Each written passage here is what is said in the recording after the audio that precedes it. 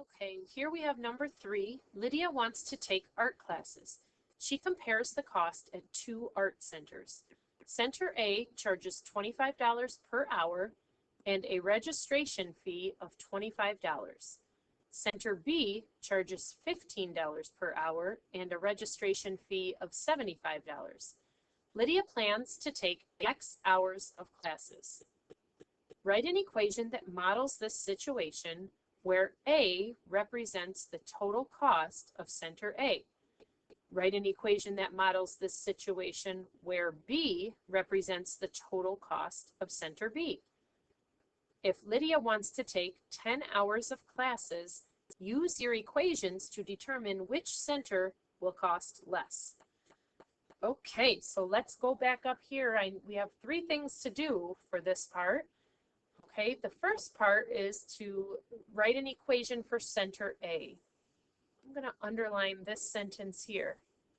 Center A charges $25 per hour and a registration fee of $25. Okay, it does tell you to make A represent the total cost, so we're going to say A equals 25x because it's $25 per hour plus the $25 registration fee. Center B is $15 per hour with a registration fee of $75. Okay, and in this one, it tells us to use B to represent the total cost. So B equals 15x, $15 per hour, plus the $75 registration fee. Okay, and now the last part, Lydia wants to take 10 hours of classes.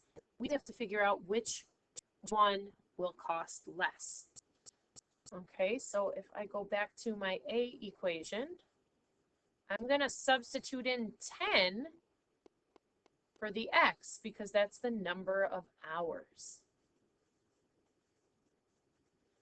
Okay, and if I do 25 times 10 plus 25, I get $275.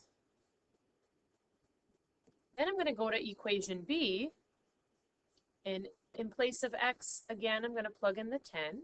So 15 times 10 plus 75. And that gives me, oopsie, it looks more like a heart. I'm just going to put a dollar sign. $225. Which one is less? B, right? B costs less. Okay, so that was the first part of our question. Now we have to graph them and then state the number of hours of classes when the centers will cost the same. Okay, so in order to graph, you always want to use your graphing calculator. I mean, I guess you don't have to, but it's a tool you're allowed to use. So we put in our A equation, that was 25x plus 25.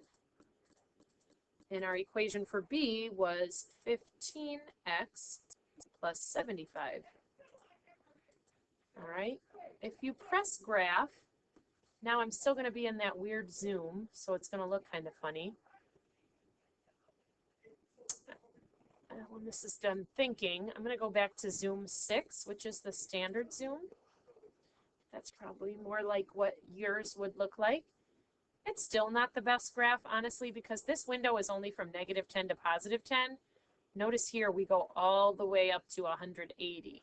Okay, so the graph isn't helping us a ton, but we definitely would want the table. And since we're talking about a number of hours, we're only thinking about our positive values of x. Okay, and to save a little time, I'm just going to bring my table right over here. Okay, I am going to pause now and graph quick, and I will be back in a second. Okay, so here's what your graphs should end up looking like. If you need help, please ask me in class. But oops, that one was A. I do want to make sure that you label these, and I just got confused. The blue one was A, and the red one was B. And it says to state the number of hours classes when the centers will cost the same.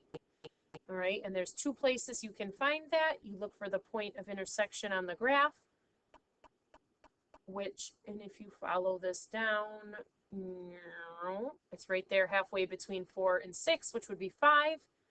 You can also see it right here on your table. At 5 hours, they both cost $150. So I'm going to write 5 hours.